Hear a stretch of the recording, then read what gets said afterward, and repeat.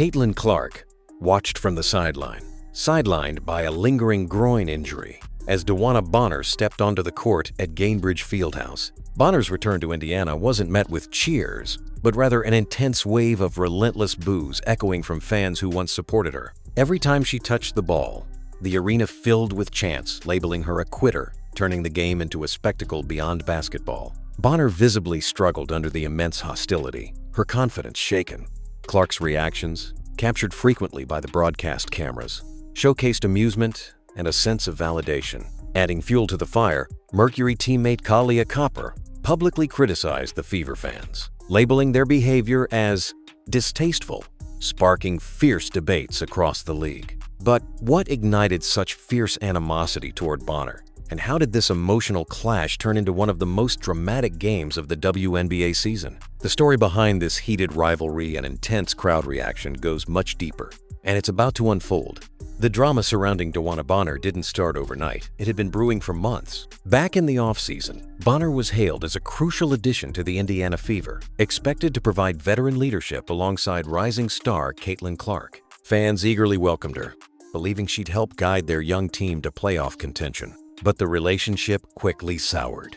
Reports surfaced mid-season of internal friction, dissatisfaction with team dynamics, and disagreements over Bonner's role within the roster. Despite consistent opportunities, she appeared disengaged, and her declining performance sparked whispers of locker room tensions. The tipping point arrived when Bonner abruptly exited the Fever mid-contract, blindsiding teammates, coaches, and fans alike. Fans felt betrayed not only by her departure, but by her perceived lack of effort in crucial moments. Her exit freed up critical cap space, allowing Indiana to sign new talent like Aari McDonald and Chloe Bibby, moves celebrated by fans and analysts as strategic improvements. Yet Bonner's former teammates remained cautious, hesitant to openly criticize her departure, despite privately expressing frustration. Bonner quickly signed with the Mercury alongside fiancée Alyssa Thomas, reinforcing fan perceptions that she'd sought greener pastures rather than staying committed to Indiana's rebuild. The stage was set perfectly for this emotionally charged return. Now, as Bonner returned to face the Fever for the first time since leaving, every interaction carried additional weight, intensified by months of unresolved animosity. This wasn't just basketball, it was deeply personal, frustrations relentless. The boos echoed around the arena every time Bonner touched the ball, a constant reminder of the bitterness her abrupt departure left behind. Bonner appeared visibly rattled, missing shots she'd usually make easily, scoring just 4 points the entire night. Her struggles seemed to feed the crowd, which only became louder with each miss. The animosity peaked when Aari McDonald, the very player Indiana brought in using cap space freed by Bonner's exit, began putting on a show. McDonald poured in a career-high 27 points, electrifying the crowd and contrasting sharply with Bonner's struggle. Adding to the drama was Bonner's fiancée and teammate Alyssa Thomas, who engaged feverishly with the Fever fans, actively taunting them from the side. Thomas repeatedly defended Bonner, claiming that Phoenix was a real team compared to Indiana, further inflaming an already hostile atmosphere.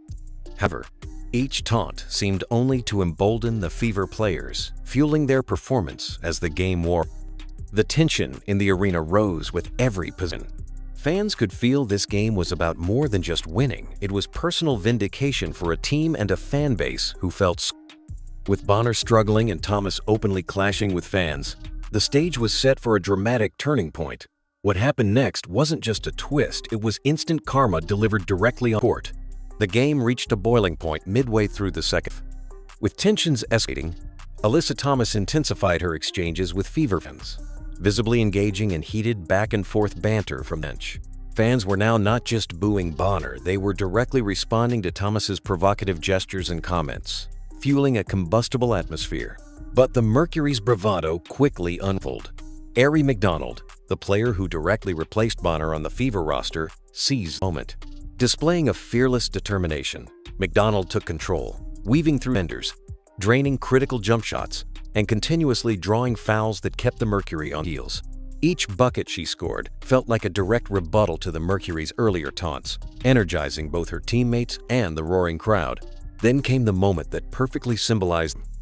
DeWanna Bonner attempted a pivotal jump shot to shift momentum back toward Knicks, only to have it swatted away emphatically by Lexie Hull. Gainbridge Fieldhouse erupted, fans leaping from their seats in wild celebration. Bonner stood momentarily frozen, visibly defeated, as Hull's block became an instant viral moment. Meanwhile, Caitlin Clark, sidelined by injury, was caught on camera passionately celebrating from the bench, signaling unity and confidence in the new-look FIVOD.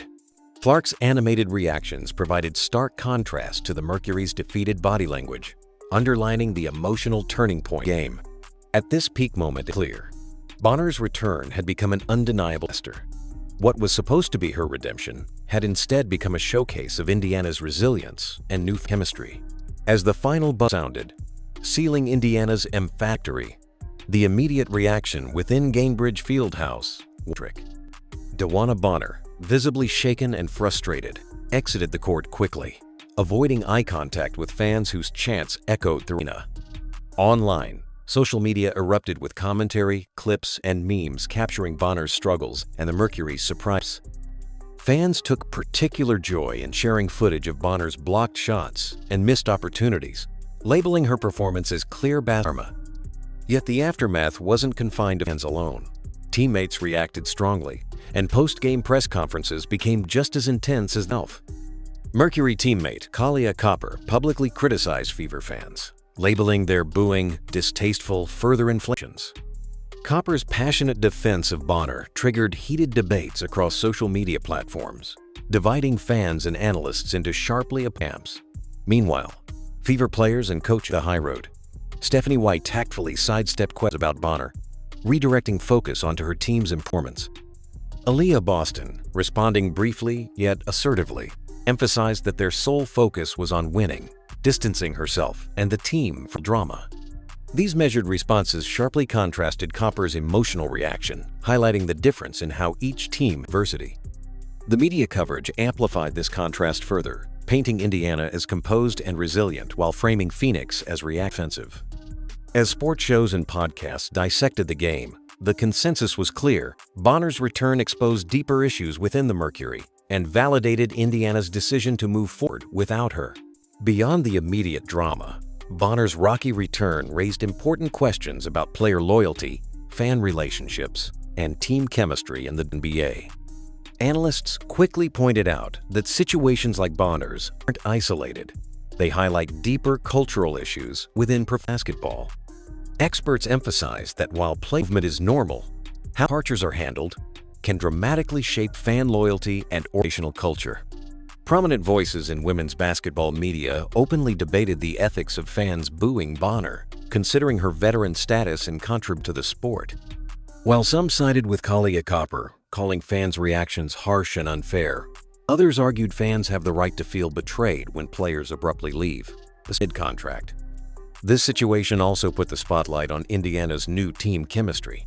Aari McDonald's breakout performance served as compelling evidence that Indiana's post-Bonner strategy had paid off well. Analysts praised the Fever's front office for swiftly leveraging the unexpected departure to add young, dynamic talent, reshaping the roster effectively around rising stars like Aaliyah Boston and Caitlin Clark.